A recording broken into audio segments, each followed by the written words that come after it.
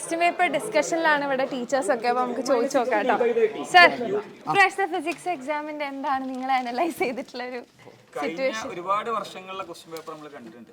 അതിൽ നിന്ന് ഏറ്റവും ടഫസ്റ്റ് ആയിട്ടുള്ള ഫിസിക്സ് പേപ്പറാണ് ഇപ്പോൾ വന്നിട്ടുള്ളത്. 2015-16 ശേഷം ഉള്ള ഏറ്റവും നല്ല ക്വസ്റ്റ്യൻ. അതുകൊണ്ട് തന്നെ ഒന്നും പേടിക്കാനില്ല. ഫിസിക്സിൽ ഒരു ഏകദേശം ഒരു 15 വിട്ടെങ്കിൽ പോലും ഒരുപക്ഷെ നല്ല റാങ്കിൽ എത്തുന്ന ഒരു സാഹചര്യമാണ് ഉള്ളത്. എല്ലാ ക്വസ്റ്റ്യനും ഒരു ന്യൂമറിക്കലി ചെയ്യേണ്ട ഒരു മിനിറ്റിന്റെ മേലെ എടുക്കുന്ന നോളജ് ബേസ്ഡ് ക്വസ്റ്റ്യൻ അല്ല, ഒക്കെ ന്യൂമറിക്കൽ. അത് നന്നായിട്ട് ചെയ്താൽ ഒരു ജെഇ ബേസ്ഡ് ഒക്കെയാണ് ഞാൻ ഒത്തിരി ക്വസ്റ്റ്യൻസും കുറേ ഒരു റിവെഞ്ച് ഒക്കെ എടുത്ത പോലുള്ള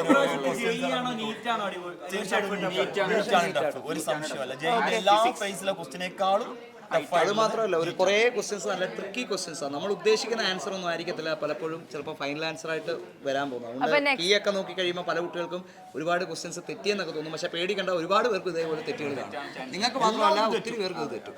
അപ്പൊ നെക്സ്റ്റ് ഇയറിൽ ജെഇ ലെവലിലേക്ക് നീറ്റ് കയറും എന്നാണ് പറയുന്നത്. ഉറപ്പായിട്ടും നമ്മൾ അങ്ങനെ പഠിക്കണം, അതിനെ കുറിച്ച് കൂടുതൽ പഠിക്കേണ്ടി വരും.